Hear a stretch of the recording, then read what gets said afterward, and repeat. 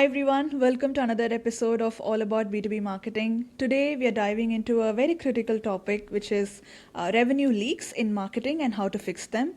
So, to help us break this down, we have a special guest, Mahesh. He's an expert in B2B revenue growth, and today he'll share his insights on identifying and fixing revenue leaks at every stage of the buyer's journey. Hi Mahesh, welcome to the show. Hi, Sanjana. Thank you for having me in your show. Looking forward for an amazing conversation. It's great to have you here. So probably let's start with some context regarding, revenue leaks. I know that, it's often invisible until they cause real damage. So in your experience, what are some of the most common, what do we call silent revenue leaks that marketing teams should be aware of? Okay. Let me give you a context to it. So, I'm a chief revenue officer, and I work with sales, marketing, and customer support. I believe that as a revenue officer, we do a lot of leakage plugins at different Yeah. channels, whether it is marketing, sales, or customer support. And you know, let's say imagine your marketing team is crushing it, leads pour in, campaigns are hitting, ROI targets, but somehow revenue growth is not happening because there is a silent leak happening, right? Marketing passes a lead to the sales, but it sits untouched for days. By the time the sales responds, the lead's gone cold. So I work with a lot of SaaS companies and fintech companies. So in one of the cases, I'll give you an example where we found that 30% of the leads died. I even during the handoff stage. So there was no automated alerts, nothing. So what we did is we got the automated alerts for high intent signals like pricing page visits, sent straight to sales, Slack. Response times dropped to 2 hours, saving 200K in pipeline. That's what we did. Um, what we also observed, customer, we call it the ghost churn. I call it the ghost churn, where Mm-hmm. customers leave quietly because onboarding fails. So, Okay. there are many times marketing team need to step in, fix that and ensure that the when the customer comes in, there's an immediate task which is taken care. There is an email which is sent. So the churn will drop. So that's one way to look at it. Now, you know, post sale neglect is also something which is very important. Imagine a customer buys your software but gets stuck during onboarding. If marketing doesn't step in with tutorials or checklists, churn skyrockets. So we need to understand that. So of course, the main takeaway is marketing should own the entire journey, not just the top of the funnel. What happens is we take care of the top of the funnel and we forget the entire journey of the lead. The lead comes in, there needs to be handoff, ensure that the moment the leads are given, the sales is picking up quickly those leads and start making those calls. Otherwise, you're gonna have leakages. And I'll tell you, most of the time, the companies lose close to around $60,000 to $80,000 if it's a small company spending on marketing almost in a quarter just on revenue leakages. So it's very key that right at the I know they call it the silent revenue leaks, but that's what it happens. Okay, that's interesting. So I know the talk of the town is AI now, and AI is transforming marketing. So, do you see AI playing a role in identifying these revenue leaks so we can save that amount of dollars? Yeah. So first of all, everybody needs to understand AI means artificial intelligence, not automation. A lot of the time people mix it up. People think automation is AI. So automation is a flow, is a chart which has been created where you have given predefined information, but AI is more of using the intelligence. Today there's going to be a time when it's going to be AGI. We talk about AGI where there is a generative intelligence where your AI will start, using the information and improving itself. So let's get real. AI isn't here to replace marketers. It is here to make us superheroes. That's what I call it. I keep telling that. True. Tools like Gainsight, they analyze usage data to flag at risk accounts. So there was one cybersecurity firm where we were working where AI spotted customers who hadn't used their dashboard in 14 days. So marketing auto sent is stuck. Let's unblock your email. Result, we got 80% fewer cancellation. AI chatbots, what happens is AI chatbots qualify leads 24/7. So one of the client we were using a drift to ask, what's your biggest IT pain point? And routed the answers to specialist. So the demo bookings jumped by 35%. So we need to understand that AI shines in predictive analytics and automating grunt work. So, take churn predictions and all that. So use AI chatbots to qualify leads, but ensure complex queries escalate to humans. Uh, so that is the most important aspect of AI. AI is there to enable you. It will facilitate you. It will make you better, but it will not replace you. Use it. You as a human need to figure out how to use it. Okay, got it. And buyers these days, they are self-educating more than ever, Yeah. using AI tools, of course, and also like doing peer reviews before they even talk to sales, right? So how should marketing teams evolve to ensure they're still driving sales-ready leads in this AI-driven buying environment? So today we are in the world of buyer's playbook. There's no longer a sales playbook. It's a buyer's playbook. So buyers Correct. are more intelligent, they're more smart, they come prepared, so they know everything, all the information.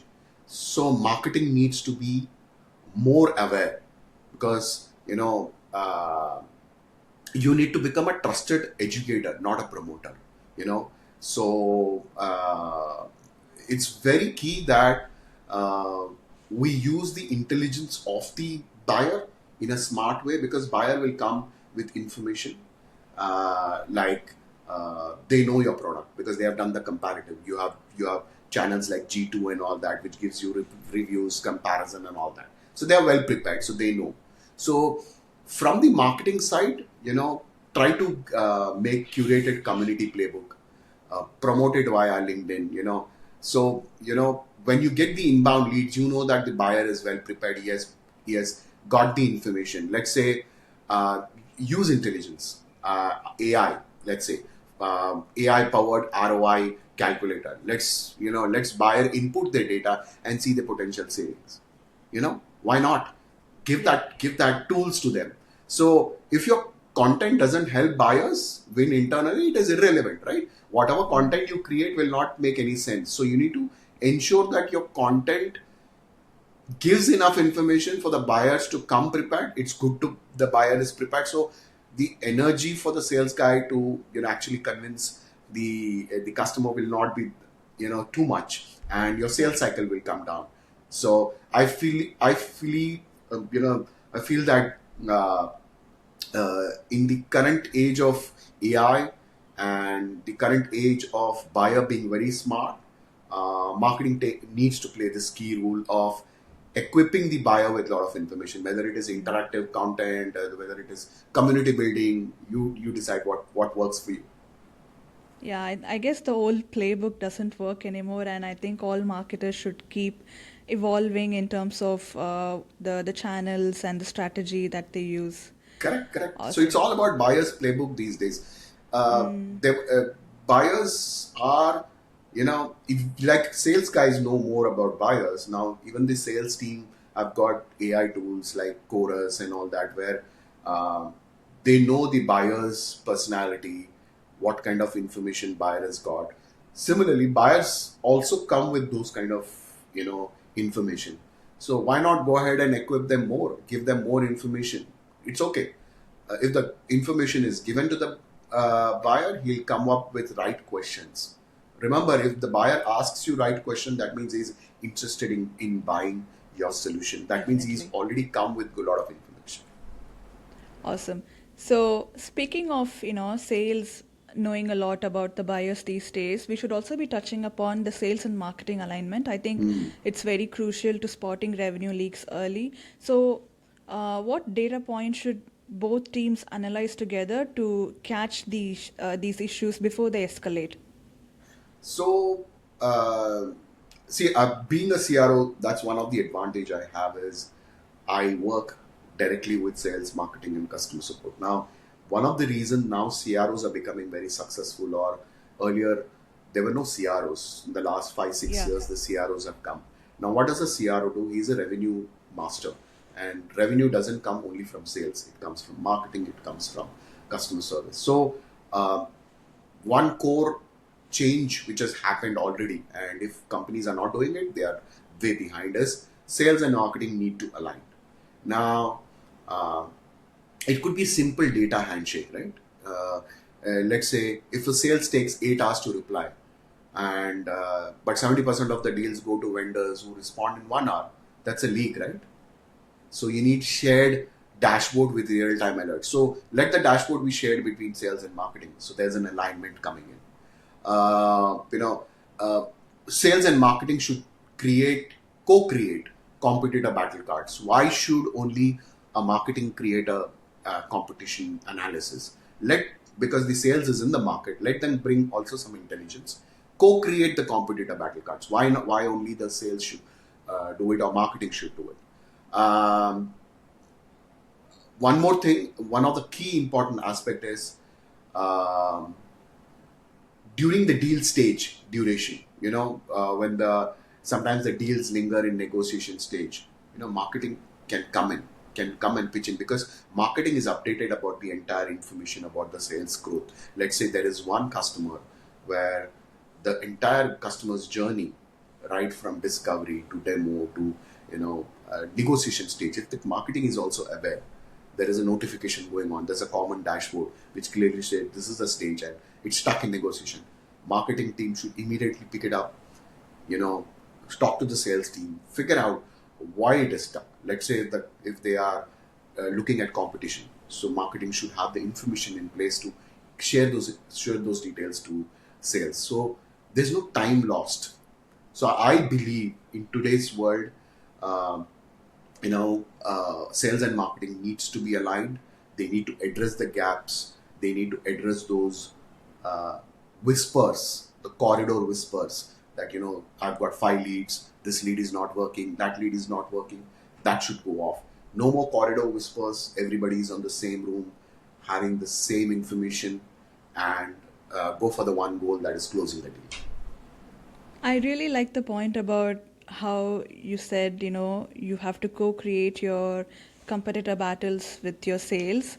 Yeah, I think that's a very important point. I'm gonna go back to my team with that point definitely. I used to like collaborate with my product team when I create these battle cards, because it's more of like, what kind of product improvements that my competitors Yeah. are working on and how we could improve based on it, or like just comparing our products. But I've never gone to a sales team and to get their inputs. It's more of like they ask us for a battle card and then we deliver it to them and then they just go ahead with it. But I think it's an interesting point there. See, the logic is very simple. Sales team is in the market. They are talking to customers day in, day out. Let's say they got on a call with a customer, and they're giving a demonstration of their solution.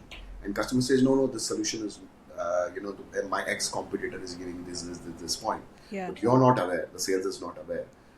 Because marketing had limited information, because their information is based on the research. They're not, their research might not be hands-on. Their research might be based on Google and AI and all those, chat GPT and all those. But sales comes with a hands-on information, because the customer is giving them a live information. So immediately the sales can take down those points. If there is a common dashboard or a common, let's say in today's world, Google Sheet, put it in it and let the marketing access it and say, oh, these are the new information I'm getting. So let's co-create it and become strong. See, sales can win if they are equipped with information. Marketing can be the driver for that winning, Yeah. because sales is sitting behind, marketing is in the front. But both needs to be balanced. If the sales is not giving the information of what is happening behind, marketing cannot do justice to it. This is what I feel. Exactly. That's a very nice point. Awesome. So coming back to the marketing team now. So marketing success is often measured by MQLs and let's say PQLs also, but we know that's just one piece of the puzzle. So beyond MQLs, what key metrics should B2B marketers focus on to prove their impact on leakage prevention? Okay. See, I always tell my people MQs are like counting likes on a post, right? Let's say if there is a post and you have got like 10,000 likes, oh, we have done a great job. They feel good about it, but that likes don't pay the bills, right? Those likes doesn't transfer into engagement. And that's one stop of the engagement that doesn't translate to the customer actually reaching out to you. So I believe there are two, three of them on top of my head. One is the NRR, which I call it the net revenue retention. So we were working with a company where 30% of expansion started with a marketing email about new integration, right? Okay. So if your campaign don't move NRR, you're just decorating the top of the funnel. You're just telling, yeah, my top of the funnel looks good. My integration has happened, but and the customer has opened the email and he has just left it. Now what has happened? It's just like counting likes, right? Oh, I've got open rate of, let's say 90%. My all emails are getting opened because that was the thing. So you need to calculate your NRR. Time to value, again, that is something which we all talk about. The time to value from 30 to bring down your TTV, bring down it from 30 to 14 days with your onboarding webinars. Let's say most of the time, a lot of SaaS companies are failing because they don't have great implementation timeline. What happens is when you sell the solution, the implementation timeline is, let's say, 3 months, 4 months, or 2 months, or 10 weeks. Bring that down. Bring that onboarding quick. Get a webinar done. See your churn will increase. So that will automatically. These are metrics beyond MQL, right? So we are not talking only about MQL. MQL is one step of the whole thing. The another thing which I always believe, I tell my marketing is, that when the deals are closed, after that, the marketing is escaping or there's no marketing, involvement to it. So I believe, marketing should be part of the influence in the revenue. Let's say we had one client and we found that 60% of the closed deals interacted with marketing late in the funnel. Let's say case study. Okay. So that's not a leakage. That's more to do with the leadership style of the taking the lead by marketing in influencing the decision making. So I believe these are some of the 2-3 things which I feel which goes beyond MQL, because MQL is just nowadays Metric. in today's world, MQL is just to satisfy your ego that I've got 1,000 MQLs. Yeah, right. We have to go beyond that. Yeah, exactly. I completely agree with that. Fine. So, one last question before I let you go. So, if you could fix just one revenue leak in the B2B buyer's journey, what would it be, and how can marketing lead the charge in solving it? So I would vaporize the siloed data, the siloed data. I would vaporize it. Imagine this: marketing can't see that a happy customer hasn't logged in for a month. Sales doesn't know they have complained to support. So both of them don't know what's happening after the sales has happened, right? A unified dashboard, where the entire journey of the customer is there with this marketing, with sales, and customer support. All three needs to be there. So I feel one of the most important thing you need to fix is have a unified dashboard, which showcases the marketing growth journey, the sales journey, and the support journey. And when a marketing team opens the dashboard, they will know that where the customer has done, how much time he has logged in, uh, is there any customer support request which has been raised? Nothing. So we know if the customer is happy or not, we don't know. So I believe that unified dashboard is one of the things which we need to really focus, and we should see that that's the first fix and one of the magic band we can use. I think that's the big takeaway here. I don't know how many companies do this, but I guess every company should be working on having a unified dashboard because that prevents a lot of leakages, as you mentioned. So I think that's a very important point. Uh, that's all. We're at the end of the discussion today. This has been super insightful, Mahesh. Thank you so much Thank for you very much. Appreciate sharing it. your expertise. Yeah. Thank you. Thank So you for. before we wrap up, where can our viewers connect with you to learn more about the topic or about your work? So they can go to my LinkedIn profile. Yeah. They can check me on LinkedIn.